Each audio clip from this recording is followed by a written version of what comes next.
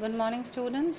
Today we'll talk about the first poem in our book Beehive, The Road Not Taken. The Road Not Taken a poem है written by Robert Frost. Robert Frost was an American poet. He was a teacher, he was a cobbler, he was an editor. इन्होंने Harvard university से पढ़ाई करी थी, पर ये पूरी graduate नहीं कर पाए थे. After getting married he moved to London. वहाँ पर इनको फेमस हुए, 2 किताबें लिखी इन्होंने. And when he come back he was very well appreciated. इन्होंने अपने राइटर दोस्त एडवर्ड थॉमस, इनके फ्रेंड थे, उनके साथ ही जंगल में घूम रहे थे. घूमते घूमते एडवर्ड थॉमस जो इनके फ्रेंड थे वो बड़े कंफ्यूज रहे थे, इस रास्ते से पार करें जंगल की, उस रास्ते से पार करें. तो ये 1915 में इन्होंने ये पोएम लिखी थी, जिसका लिखा था इन्होंने मजाक के रूप में था कि दोस्त डिसाइड नहीं कर पा रहा था किस रोड पे चलना है. लेकिन जब ये पब्लिश हुई तो इसका बहुत डीप मीनिंग माना गया और बहुत अप्रिशिएट किया गया इस पोएम को. आइए देखते हैं क्या है ये poem. This is a well known poem about making choices and the choice that shape us. हम अपनी कैसे चॉइस करते हैं इस पे डिपेंड करता है कि हमारा फ्यूचर क्या बनेगा. वो सिंपली इंसाइटफुली पोएम्स लिखते थे about common ordinary experiences. So let's read. 2 roads diverged in a yellow wood. Yellow would का मतलब है कि यहाँ पर मौसम था ऑटम का, मतलब जंगल पार कर रहे थे अपने दोस्त के साथ जब ये, तब इन्होंने देखा कि पीले रंग का जंगल है. जंगल पीले रंग का नहीं था, ऑटम का महीना था, पत्तियाँ सूख के ऑरेंज और येलो हो गई थी और उन पीले पत्तियों की वजह से ऐसा लग रहा था कि पूरा जंगल ही पीले रंग का है. जब ये जिस पगडंडी पे चल रहे थे वो आगे जाके ख़त्म हो गई और 2 अलग अलग पगडंडियों के में बट गई. जिस रोड पे चल रहे थे वो आगे जाके 2 राहें पे पहुंच गए. दोनों तरफ अलग अलग रास्ते जा रहे थे. अब इनको डिसाइड करना था कि ये किस तरफ जाएंगे. And sorry I could not travel both. Sorry जैसे अपन बोलते हैं ना कि अफसोस है, ये अफसोस के लिए नहीं है, यहाँ पे सॉरी यूज़ करा गया है दुख के लिए. और मुझे इस बात का दुख है कि मैं दोनों रास्तों पे एक साथ नहीं चल सकता. फिजिकली पॉसिबल ही नहीं है एक ही इंसान के लिए 2 अलग अलग रास्तों पे चलना. यहाँ पर ये सिंबॉलिक है कि हम अपने लाइफ डिसीजन जो लेते हैं, कैरियर चॉइसेस जो लेते हैं, ये उनके लिए सिंबॉलिक है. उस हिसाब से आप देखेंगे कि हमारे ज़िंदगी में जब 2 राहें आते हैं, जब हमें चॉइस करनी होती है, तब हम दोनों चॉइस एक साथ तो कर नहीं सकते, किसी एक को ही चूज़ करना पड़ेगा. ये उसको रिप्रेजेंट करता है. And be one traveller long I stood. क्योंकि मैं तो एक ही ट्रैवलर हूँ. ट्रैवलर कौन होता है? जो व्यक्ति सफ़र कर रहा है. एक व्यक्ति हूँ, वन ट्रैवलर हूँ, तो मैं दोनों रास्तों पे नहीं जा सकता. लॉन्ग आई स्टूड मतलब मैंने बहुत देर तक खड़े होके देखा दोनों रास्तों को और कोशिश करी समझने के लिए कि किस रास्ते में जाना ज़्यादा अच्छा है. And look down one as far as I could. दोनों रास्तों को जहाँ तक मेरी नज़र जा रही थी मैंने देखा और ये कोशिश करी समझने के लिए कि कौन सा रास्ता ज़्यादा अच्छा रहेगा. जब भी हम कोई चॉइस करते हैं तो हम ध्यान से पहले सोचते हैं, 2 लोगों से पूछते हैं कि इसमें क्या फ़ायदा होगा, क्या नुकसान होगा. तो डिसीजन लेने से पहले देखना ज़रूरी है, सोचना ज़रूरी है. To where it bent in the undergrowth. और बेंट मतलब यहाँ पर ये नहीं कि सड़क ज़मीन के अंदर मुड़ गई, राइट या लेफ्ट साइड टर्न कर गई. अपन को कुछ रोड कुछ दूरी तक दिखाई देती है, अगर वो टर्न कर जाएगी तो दिखाई नहीं देगी. यहाँ अंडर ग्रोथ का मतलब है छोटे छोटे पेड़ पौधे, ब्रुशेस, श्रब्स जो सड़क किनारे होते हैं दोनों साइड. ये कच्ची सड़क थी एक, जो आगे जाके 2 हिस्सों में बट गई. ऑटम का महीना था इसलिए सारे पेड़ पीले लग रहे थे. वो दुखी था ऑथर, क्योंकि वो दोनों रास्तों पे एक साथ नहीं चल सकता, क्योंकि वो एक इंसान है. बहुत देर तक खड़े होकर उसने सोचा कि मैं किस तरफ जाऊं. मैंने दोनों रास्तों को जहां तक मेरी नज़र जा सकती थी देखा, जब तक वो रास्ते घूम नहीं गए. और कहाँ घूम नहीं गए? झाड़ियों में या हरियाली में गायब नहीं हो गए वो रास्ते. जब वो टर्न कर गए रास्ते तो हमको ग्रीनरी दिखेगी. तो बहुत देर तक देखा. Let's look into the second para. Then took the other just as fair. मैंने दोनों रास्ते देखे और पाया कि दोनों सेम ही लग रहे थे. बहुत ध्यान से देखा जब मैंने, तब मुझे डिफरेंस दिखा. And having perhaps a better claim. Claim का मतलब है यहाँ पर चॉइस. मैंने दोनों रास्तों को जब ध्यान से देखा और उनको पाया कि कुछ डिफरेंस है, और मैं बेटर चॉइस करने के लिए ध्यान से उनको देख रहा था। Because it was grassy and wanted wear. जो एक रास्ता था उस पर घास थी ज़मीन पर। देखिए, अब जो पगडंडी होती है, अगर आपने देखा हो, कच्ची सड़क जो होती है वो ज़मीन पर घास नहीं होती, क्योंकि जब लोग उस पर चलते हैं, जानवर, इंसान, व्हीकल, तो वो रास्ते पे जितनी भी ज़मीन में घास होती है वो कट जाएगी, क्रश हो जाएगी, और वहाँ पे ग्रोथ नहीं होती। राइट लेफ्ट दोनों तरफ हो गई हरियाली, लेकिन ज़मीन जो कच्ची सड़क है उस पर हरियाली नहीं होगी। लेकिन जो एक रास्ता जो था उसमें उसको ज़मीन पे घास दिख रही थी। इसका मतलब क्या था कि उस रास्ते पर कम लोग जाते हैं। इसको सिंबॉलिकली अगर देखें तो ये वो कैरियर ऑप्शन है या वो लाइफ डिसीजन है जिस पे कम लोग ट्रैवल करते हैं, मतलब कम लोग चूज़ करते हैं। एंड वांटेड वियर, वियर मतलब यहाँ पर है वियर एंड टेयर से कपड़े पहनने वाला वियर शब्द नहीं है ये। एंड वांटेड वियर मतलब वो रास्ता चाहता था कि लोग उस पर चलें और उस पर टूट फूट हो, मतलब वो ऑप्शन खुद चाहता है कि लोग उसे चूज़ करें। Though as for the passing there had warned them really about the same। और जो दूसरा रास्ता था उस पर ज़्यादा, पासिंग देयर का मतलब है रास्ता, वे, उस पर जो दूसरा रास्ता था उसमें वॉर्न एंड टेयर था, मतलब वो टूट फूट थी। यानी कि जो दो राउट यहाँ फर्स्ट पैराग्राफ में जिसके बारे में बात कर रहे हैं, जब ऑथर ने उसको ध्यान से देखा चूज़ करने के लिए बेटर कौन सा है, तो उसने पाया कि एक रास्ता जो था उसमें घास थी ज़मीन पर और उसमें कम लोग चलते हैं, इसका मतलब, और वो रास्ता खुद चाहता है कि कोई उस पर चले।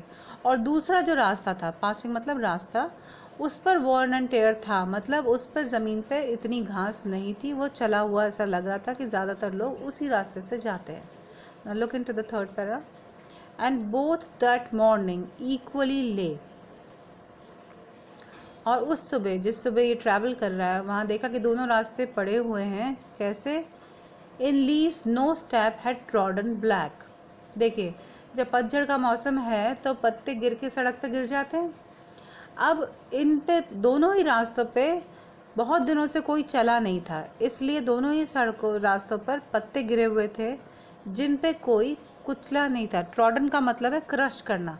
जब कोई सूखी पत्तियों पे चलेगा तो वो क्रश होके टूट जाएंगी और काली पड़ जाएंगी, लेकिन इस दोनों ही रास्तों पर कोई भी पत्तियां जो पड़ी हुई थी वो क्रश्ड नहीं थी। इसका मतलब बहुत दिनों से किसी ने इस जंगल में ये पगडंडियों पे सफ़र नहीं करा है। Oh, I kept the first for another day. यहाँ पर साय ऑफ रिलीफ है। इसने सोचा कि पहले रास्ते पे मैं फिर किसी और दिन आऊँगा। हम जब चॉइस करते हैं तो हम सोचते हैं कि ठीक है अभी ये कर लेते हैं, ये फर्स्ट चॉइस हम फिर किसी और टाइम करेंगे। तो उसने भी वही करा। उसने कहा कि ठीक है, मैं पहले रास्ते पे फिर किसी और दिन आऊँगा। पहला रास्ता कौन सा था? जिस पर लोग ज़्यादातर ट्रैवल करते थे और जिसके फ्लोर पे घास नहीं थी। Yet knowing how way Leeds on two way, ये अच्छी तरह से जानता था। येट नोइंग मतलब ये जानते हुए। How way Leeds on two way मतलब जब एक सड़क पे अपन चलते हैं तो आगे जाके वो फिर किसी दो राह पे पहुंचेगा, फिर वो कोई और ऑप्शन लेगा, फिर आगे जाके वो सड़क फिर हो सकता है किसी बड़ी सड़क पे जुड़ जाए। तो इस तरह से जब उसने एक सड़क ले ली, मानिए कि उसने सेकंड ऑप्शन ले लिया, तो चलते चलते थर्ड, फोर्थ, फिफ्थ, सिक्स, किस न जाने किस रोड पे वो पहुंच जाए। तो ये अच्छे से जानता है कि जब एक रास्ता मैं चूज़ करूँगा तो उसके आगे और भी कई सारे रास्ते मिलेंगे और मैं वापस इस पोजीशन पर, इस दो राह पर कभी नहीं आ पाऊँगा। हो सकता है जंगल के किसी दूसरे हिस्से तक पहुँच जाऊँ या जंगल क्रॉस करके शहर तक पहुँच जाऊँ, लेकिन वापस इस दो राह पे, जहाँ पे फर्स्ट और सेकंड रोड मुझे है, इस ऑप्शन पे पहुँचना मेरा वापस मुश्किल है। Yet knowing how way leads on to way, I doubted if I should ever come back। ये ऑथर अच्छे से जानता है कि वापस इस जगह पे लौटना मुश्किल है। हालांकि इसका मन था कि फर्स्ट पे किसी और टाइम आऊँगा, लेकिन ये खुद जानता है कि मैं वापस इस दो राह पे फर्स्ट ऑप्शन को चूज़ करने के लिए कभी नहीं पहुँच पाऊँगा।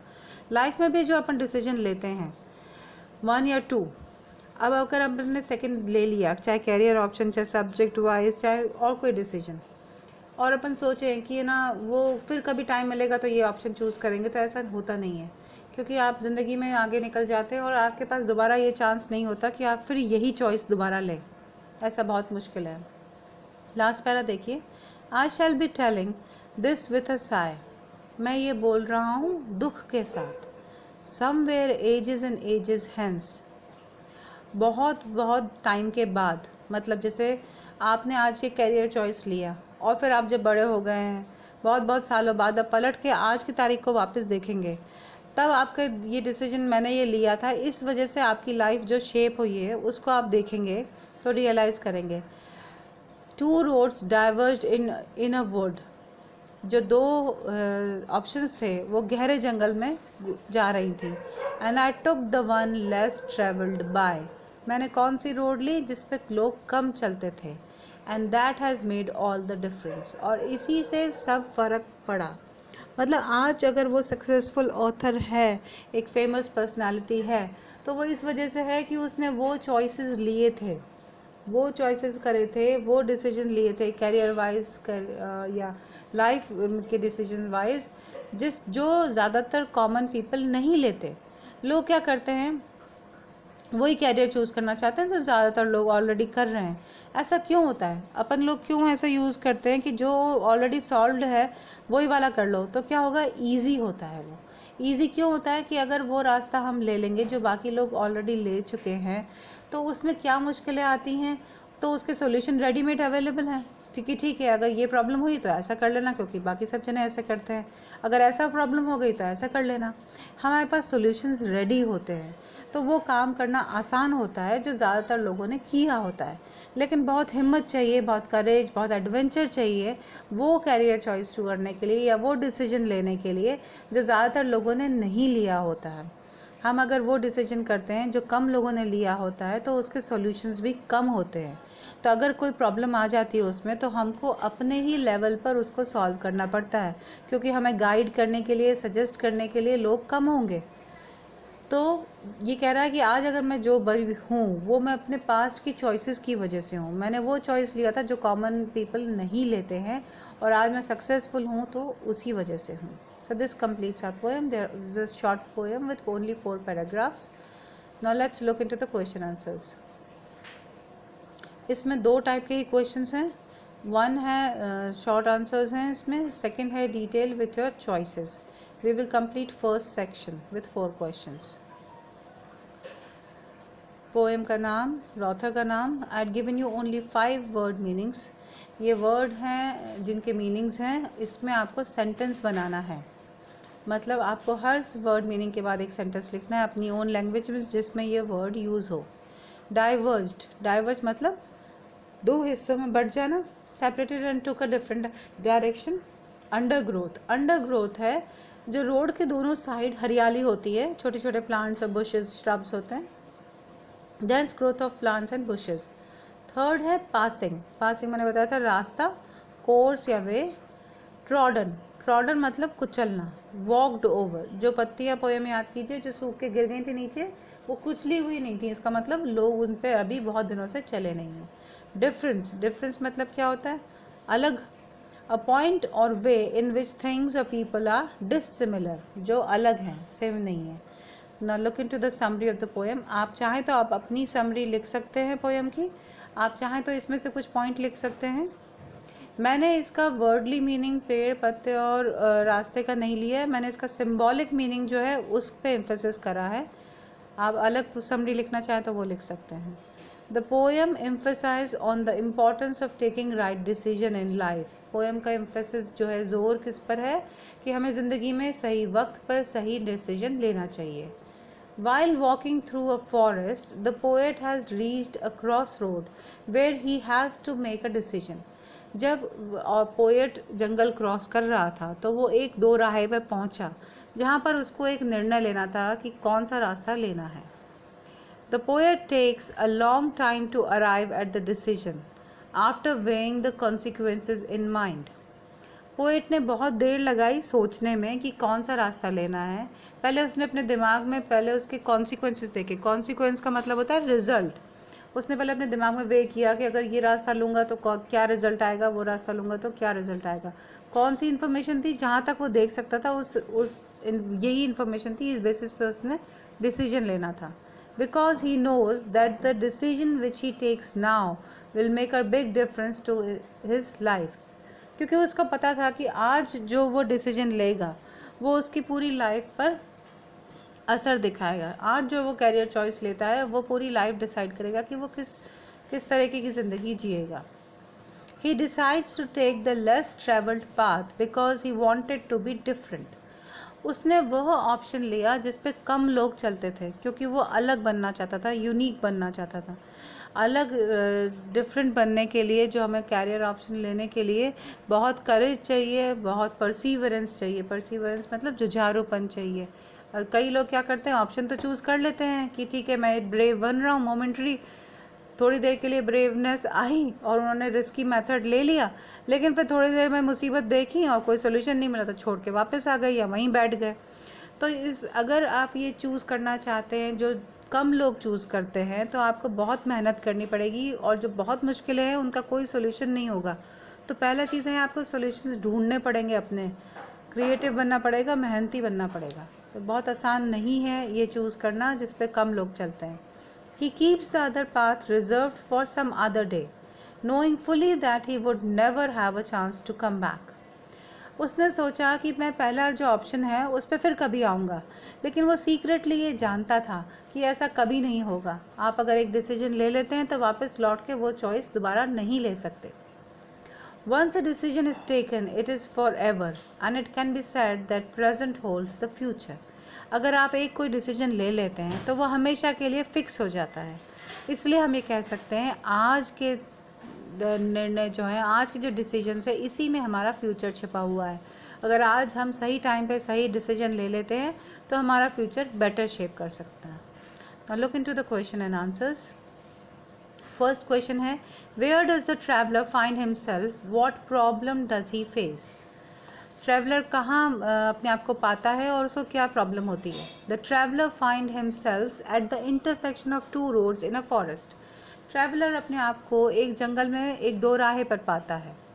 The problem that he faces is that he is not able to decide which way he should continue his journey. Problem उसकी ये है कि इन दो रास्तों में से वो कौन सा रास्ता लेना चाहता है ये डिसाइड नहीं कर पा रहा। अगर इस क्वेश्चन का 1 या 2 नंबर का आंसर है तो इतना आंसर सफिशेंट है।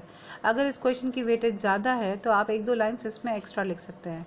जैसे सेकंड पोर्शन के लिए मैंने 1 लाइन एक्स्ट्रा लिखी है, he is weighing the pros and cons of both the options in order to decide. वो प्रोज होता है फ़ायदे और कॉन्स का मतलब होता है नेगेटिव पॉइंट्स। तो फ़ायदे और नुकसान जज करना चाह रहा है दोनों ऑप्शंस के, ताकि उसको डिसीजन लेने में मदद मिल सके। सेकंड पोर्शन देखिए, discuss what this phrase mean to you. अब इस पोएम में कई फ्रेज आए हैं। फ्रेज क्या होता है आप लोग जानते हैं, ग्रुप ऑफ वर्ड्स होता है जो कंप्लीट सेंस नहीं बनाता है अपने आप पर, जिसको किसी और सेंटेंस में जोड़ेंगे तब इसका कंप्लीट सेंस बनता है। अ येलो वुड, अब येलो वुड का क्या मतलब है, पीली लकड़ी। लेकिन यहाँ पर जो पोएम में यूज़ हुआ है इसका मतलब ये है कि ऑटम का महीना है, पत्तियाँ जो हैं वो पीले रंग की हो चुकी हैं, तो ऐसा लग रहा है कि पेड़ ही पीले हैं। Forest at the time of autumn, all the leaves have turned yellow. Second phrase देखिए, it was grassy and wanted wear. वो ये है सेकंड जो रास्ता था जो फाइनली ऑथर ने चूज़ किया था, ये उसके बारे में है। ग्रासी था उसका फ्लोर, मतलब उसके फ्लोर पर छोटे छोटे घास थी। एंड वांटेड वियर मतलब वो रास्ता खुद चाहता था कि लोग उस पर चले, वो ऑप्शन खुद चाहता था कि लोग वो ऑप्शन लें। On the second path there was green grass grown on it and it seemed like not many people had walked on it, so the path wanted to be walked over. ये second रास्ता था जो उसने choose किया था जिस पे कम लोग चले थे। थर्ड पॉइंट देखिए, द पासिंग देयर। पासिंग का मैंने मतलब बताया था रास्ता या वे। ये है फर्स्ट ऑप्शन के लिए जिस पर ज़्यादातर लोग सफ़र करते थे। ये वो कैरियर ऑप्शन था या वो लाइफ डिसीजन था जो ज़्यादातर लोग लेते हैं। The first path where people have been using it for travel. since there was no grass on the ground, which probably would have been destroyed by the frequent movement. चूँकि इस रास्ते पे लोग ज़्यादा चलते थे, जानवर ज़्यादा चलते थे या व्हीकल ज़्यादा चलते थे, तो इस पे जो घास होगी फ्लोर पर वो क्रश होके ख़त्म हो गई थी। फोर्थ फ्रेज देखिए, leaves no step had trodden black. जो सूखी पत्तियां सड़क पे गिर गई थी, दोनों ही रास्तों पे गिर गई थी, उस पे बहुत समय से कोई चला नहीं था, मतलब किसी ने ये चॉइस बहुत टाइम से ली नहीं थी। ट्रोडन का मतलब मैं बता चुकी हूँ, क्रश होना, कुचलना। तो उन पत्तियों को किसी ने कुचल के काला नहीं किया था। The leaves which had not been walked over. On the second path where people have travelled less, the dead leaves lying on the ground have not been crushed. उस पे कोई चला नहीं था इसलिए वो क्रश नहीं हुई थी। How way leaves leads on to way. मतलब एक रास्ता कैसे और अलग आगे रास्तों में जाता जाता है, मिलता जाता है, और फिर फर्दर वो आगे चॉइसेस करते चले जाते हैं। मतलब एक चॉइस लेने के बाद हमें उसके आगे फिर फर्दर और भी कई सारी चॉइसेस करनी होती हैं, जिसको चूज़ करते हुए हम उस स्टेज पे पहुंच जाते हैं जो आज की प्रेजेंट स्टेज से बहुत दूर होता है। How one road leads to another road. The poet knew that once he choose a path it would take him far away from here. अगर उसने एक बार चूज़ कर लिया तो वो यहाँ से बहुत दूर निकल जाएगा, क्योंकि एक रास्ते के बाद दूसरा रास्ता आएगा, फिर तीसरा रास्ता आएगा। Into the web of intersecting crossroads, एक जाल सा मिलेगा उसको ज़िंदगी में, जिसमें कि आप कई सारे चॉइसेस होंगे, उसको कई चौराहे दोराहे मिलेंगे जिसको उसको चूज़ करना होगा। And he would never be able to come back, और आज जहाँ वो खड़ा है इस स्टेज पर वो वापस कभी नहीं आ पाएगा। Question number third, is there any difference between the two roads as the poet describes them. अब यहाँ पर पूछा गया है कि पैराग्राफ 2, पैराग्राफ 3 और लास्ट लाइन में दो रोड्स के बीच में कोई डिफरेंस है क्या। तो पैराग्राफ 2 में डिफरेंस है।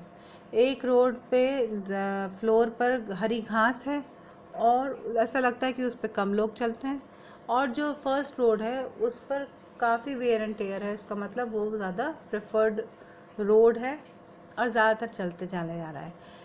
देखिए, in stanza 2 there is a clear difference between the two roads, as the first road had undergrowth मैं बता चुकी हूँ, छोटे छोटे झाड़ी और हरियाली on the sides of the path, since people have been using it for the travel. The second road had green grass on the ground because the path was not walked over. अब third paragraph में poet कहता है कि दोनों ही रास्तों पे बहुत time से कोई चला नहीं है, इसलिए सूखी पत्तियां उन पे गिरी हुई हैं जिसको किसी ने क्रश नहीं करा हुआ। तो थर्ड पैराग्राफ में कोई डिफरेंस नहीं है। In stanza 3, the poet says that both the roads were equally covered with leaves, like no one had stepped on them for a long period.